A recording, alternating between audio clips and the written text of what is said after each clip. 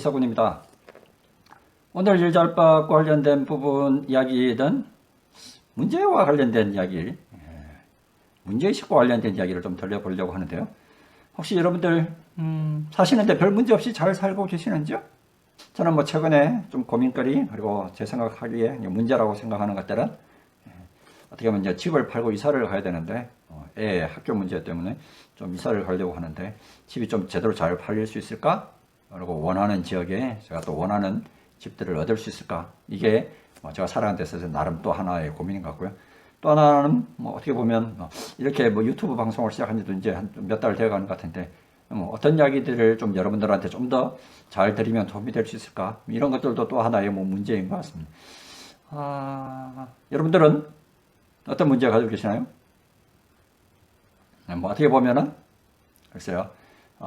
오늘 점심을 뭐 먹을까? 그리고 또 이번 주말에 뭘 할까?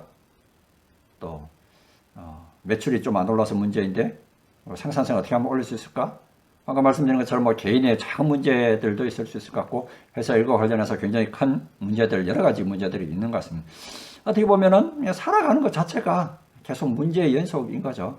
이런 문제들을 가지고 대부분의 사람들이 살아갑니다. 근데 간혹 가다가 제가 이제 교육을 가서 물어보면 여러분 혹시 똑같은 이런 방금 질문들을 던져보는 거죠. 혹시 여러분들 가지고 있는 현재 문제점 어떤 것들이 있습니까? 라고 이야기를 던져보면은 아주 작게는 저 사는데 별 문제가 없는데요. 특별하게 고민거리 없습니다. 이런 이야기들을 하고 있는 것 같습니다. 물론 그분이 굉장히 현재 행복하게 나름대로 만족하게 삶을 살고 있기 때문에 그런 답변을 하신지는 모르겠지만 제가 생각엔 어떻게 보면은 그렇게 말씀을 하시는 분들은 발전의 가능성, 본인이 하면 어떻게 저런 이야기를 하면은 좀 더 나아질 가능성들이 좀 적지 않을까 나름 우려를 가지고 있습니다. 여러분 재밌는 실험 하나가 있는데요.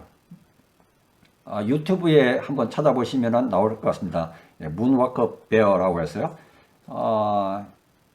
실험 한 가지를 한 거죠. TV를 보고 있는데 흰 옷을 입은 사람과 검은색 옷을 입은 사람들이 농구공을 던지는 장면에서 흰 옷을 던진 사람들이 농구공을 몇 번을 패스했는지를 맞춰봐라 이런 광고가 지나갑니다. 그래서 사람들이 세어보니까 13번 해서 이 답을 맞추는 사람은 대부분의 사람들은 맞춥니다. 근데 마지막 이 문구에서 나온 게 뭐냐면은 여러분 혹시 문워킹 하는 공을 보셨습니까? 라고 질문이 나오는 거죠. 그래서 그 질문에 답변을 곰이 있었어? 라고 이렇게 답변을 곰을 제대로 못 본 사람들이 50% 이상이라고 합니다. 자, 방금 이야기가 무슨 이야기일까요? 사람들은 본인이 보고 싶은 모습, 그리고 본인이 관심을 가지는 것만 보인다. 어떻게 보면은 흰 옷 입은 사람들이 공을 패스한 것, 그 공만 주시해 봤기 때문에 굉장히 천천히, 그리고 굉장히 독특하게 곰복장을 한 사람이 지나가면서 거기에서 춤까지 췄음에도 불구하고 50%가 넘는 사람들이 그 곰을 보지를 못한 거죠. 이처럼 대부분 우리가 살아가고 있는 모습들에 있어서 누구나 다 문제는 있습니다. 단 그 문제를 보려고 하는 사람, 그리고 보기 싫어서 보지 않는 사람이 있다는 것 차이죠. 자, 문제에 따라서도 사실은 일반인과 전문가들의 보는 시각의 차이들이 있다라고 하죠. 요즘 자주 나오는 백종원의 골목식당 이런 데서 간혹 가다 보면 그런 경우들을 보여지는 것 같습니다. 제가 얼마 전에 봤던 TV 백종원의 골목식당에서도 이런 이야기가 나왔던 것 같은데요. 어느 곱창집에서 본인이 그 곱창 요리에 대해서 다 익숙하지 않은데도 불구하고 그냥 점심시간에 손님들이 몰려오니까 과거에 했던 습관대로 물건을 팔았던 거죠. 이제 백종원의 코치를 받고 있는 중간에. 그래서 그 모습을 본 백종원 씨가 굉장히 화가 나서 와서 이야기를 합니다. 본인이 요리법을 다 키기 전까지는 절대로 손님을 받아서는 안 됩니다. 그런 이야기를 하는 거죠. 이 사장님과 백종원 씨의 문제를 보는 시각, 관점, 문제의식이 달랐던 거죠. 사장님 관점에서는 어쨌든 손님이 오니까 작은 돈 벌 욕심이었는지 모르겠지만 어쨌든 별 문제 아니겠지라고 생각을 해서 물건을 팔았던 반면 백종원 씨 같은 경우는 한번 잃어버린 고객들을 아마 다시 되찾기는 힘들고 또 본인의 이름이 걸린 모습들이고 등등 이런 것들이었기 때문에 아마도 그게 이제 굉장히 심각한 문제였다라고 문제를 보는 관점이 틀렸던 거죠. 그래서 똑같은 현상에도 불구하고 어떤 사람에게는 문제가 될 수가 있는 반면 어떤 사람에게는 문제가 되지도 않는 하찮은 문제일 수도 있다는 거죠. 그래서 여러분들이 어떻게 하면은 같은 현상에 있어서 이것들을 좀 더 뭐 문제의식이라고 해서 나쁜 것들이 아니라 좀 긍정적인 측면에서 어떻게 하면 이것들을 개선할 수 있을까, 좀 더 나은 방향으로 성과를 낮게 할 수 있을까, 이런 관점에서 문제의식이라고 이야기를 생각하시고 오늘 제 이야기를 좀 같이 들어주셨으면 감사하겠습니다. 말씀드렸던 게 긍정적 문제의식과 관련해서 어떤 이야기들인지 그리고 왜 이것들이 필요한지에 대해서 잠깐 말씀을 드리겠습니다. 첫 번째가 문제의식을 가지고 있으면 본인이 성장할 수 있다. 그래서 정체하지 않고 좀 현재 상황을 좀 변화를 시켜야 되겠다.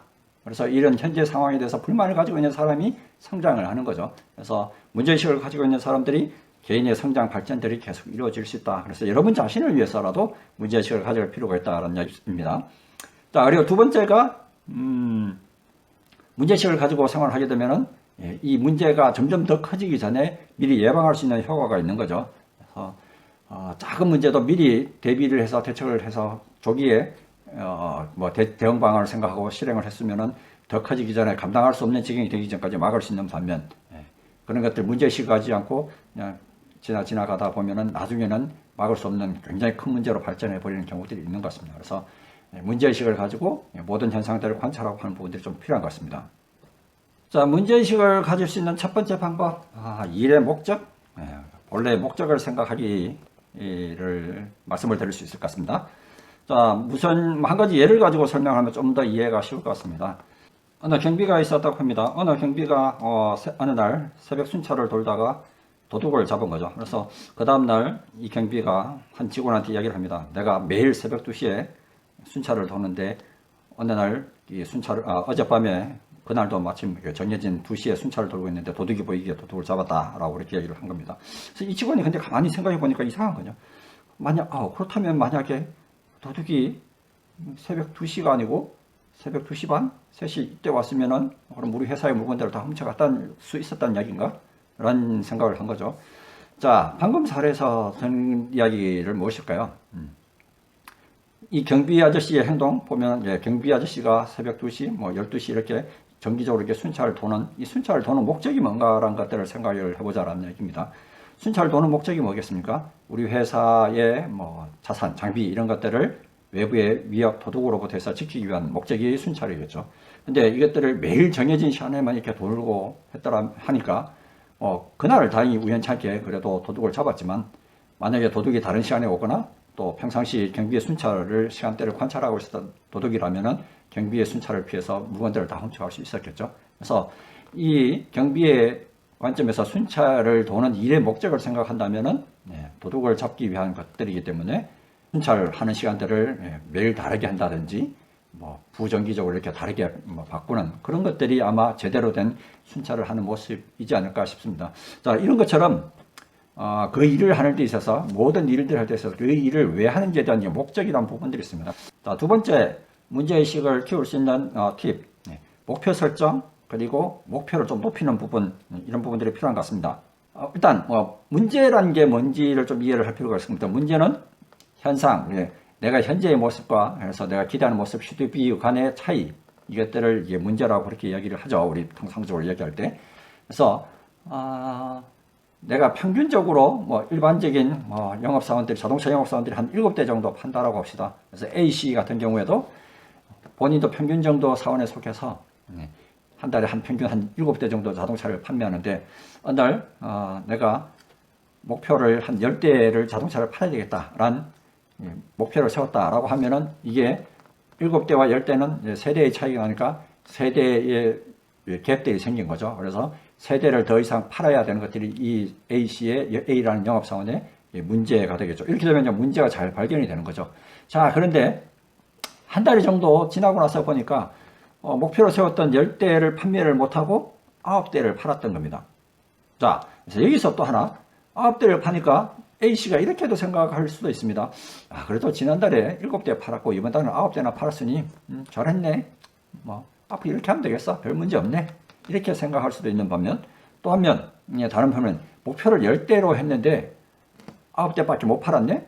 한 대가 모자라네. 이거 굉장히 큰 문제인데 어떻게 하면 다음 달에 10대를 팔 수 있을까?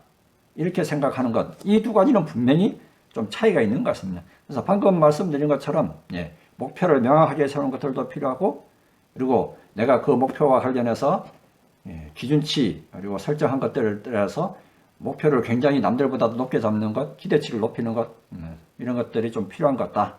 그래서 목표와 관련된 기대치들을 높이는 부분들, 이런 것들이 문제의식을 좀 더 키울 수 있는 방법, 두 번째인 것 같습니다. 자, 문제의식을 키울 수 있는 세 번째 방법, 비교 대상이 있으면 좀 더 아마 내가 가지고 있는 문제점들을 발견하기가 좀 쉬울 것 같습니다. 개인적인 모습으로 보면은 내가 본받고자 하는 사람, 회사 내에서 내가 롤 모델로 삼고 있는 사람, 그리고 내가 평상시 닮고 싶어하는 사람들이 있다면은 그 사람의 행동이나 그 사람이 움직이는 모습 이런 것들을 보고 현재 나의 잘못된 모습들을 발견하는 데 좀 될 수 있을 것 같고요. 나의 문제점을 찾는 데 훨씬 더 도움이 될 수 있을 것 같습니다. 예를 들자면 교육기법에서도 그런 것들도 있죠. 섀도잉 아니면 멘토링 이런 방법들도 있지 않습니까? 일 잘하는 선배 그리고 또 일 잘하는 상사의 모습들을 보면서 그 모습들을 따라 배우는 그런 방법들처럼 뭔가 내가 비교할 수 있는 상대, 롤 모델 상대, 벤치마킹의 상대가 있으면은 훨씬 더 나의 문제점을 찾는데 좀 도움이 될 수 있을 것 같다.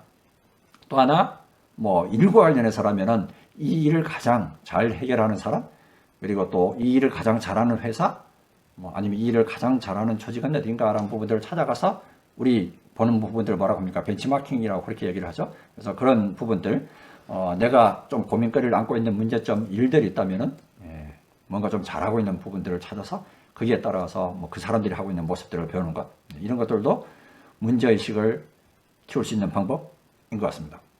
자, 비교 대상과 잘 비교하기 위해서는 관찰을 하는 능력들이 좀 필요한 것 같습니다. 관찰이라는 게 뭡니까? 내가 관심을 가지고 주의 깊게 바라보는 것, 이것들을 관찰이라고 이야기를 하죠. 그래서 이 관찰과 관련해서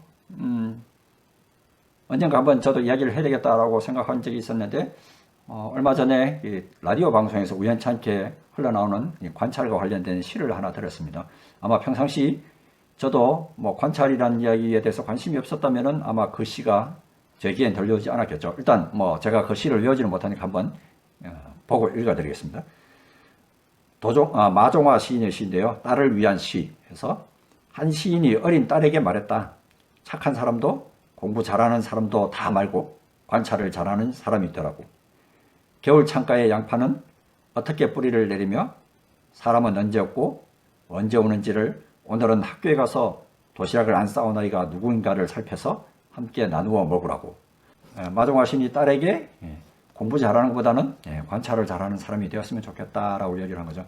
물론 공부를 실제로 하지 마라 이런 이야기는 아닐 것 같습니다. 관찰을 잘하는 학생이 공부도 잘할 거고 원리를 잘 깨달을 테니까요. 어쨌든 그만큼 관찰의 중요성을 깨닫게 해주는 시인 것 같습니다. 관찰이라는 의미를 아까는 제가 말씀드린 건 주의 깊게 살피는 것 그렇게 이야기를 드렸는데 철학적인 의미로 보면은 본인의 적극적인 의도를 가지고 살펴보는 것, 이것을 관찰이라고 그렇게 이야기를 한다고 하네요.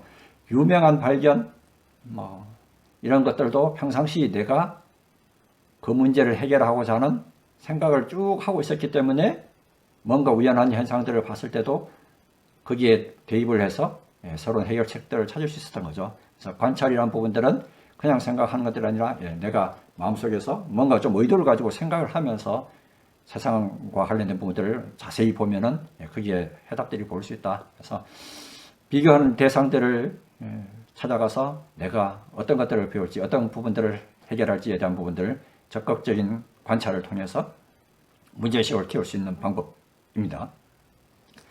자, 마지막으로 세상의 모든 일들에 대해서 좀 호기심을 가지고 있었으면 좋겠다. 그리고 그 호기심을 가진 것에 대해서 왜 그럴까에 대한 질문들을 던지는 모습들, 이런 부분들이 좀 필요한 것 같다. 세상의 발전이라는 것들은 내가 평상시 사물들을 바라보면서 왜 저럴까에 대한 호기심을 가진 사람들에 의해서 발전이 되었다고 합니다. 마찬가지로 내가 사물들을 바라볼 때도, 일들을 할 때도 왜 이렇게밖에 안 되는지에 대한 부분들을 호기심을 가지고 또 왜 어떻게 하면 좀 더 개선할 수 있을 건지에 대한 늘상 스스로한테 질문을 던지는 사람이 되면은 나의 문제점, 그리고 내 일에 있어서의 문제점, 그리고 우리 조직의 문제점, 이런 것들을 훨씬 더 빠르게 찾고 개선을 잘할 수 있는 사람들이 될 수 있을 것 같습니다. 레오나르도 다빈치도 끊임없는 질문들을 왜라는 질문을 본인한테 스스로 던져서 굉장히 유명한 과학자가 되었다고 합니다. 이처럼 방금 말씀드린 것처럼 스스로한테 계속적으로 내가 이 일을 왜 하는지, 그리고 어떻게 하면 좀 더 잘할 수 있을지에 대한 의문문으로 바꿔서 질문들을 던져보면은 본인이 가지고 있는 문제, 그리고 문제의식들을 키울 수 있는 유용한 마지막 방법인 것 같습니다. 자, 오늘 긍정적인 문제의식을 가지고 어떻게 하면 본인 스스로를 현재 하고 있는 일에 있어서 좀 더 발전시켜 나갈 수 있을까와 관련된 문제의식과 관련된 이야기를 드렸습니다.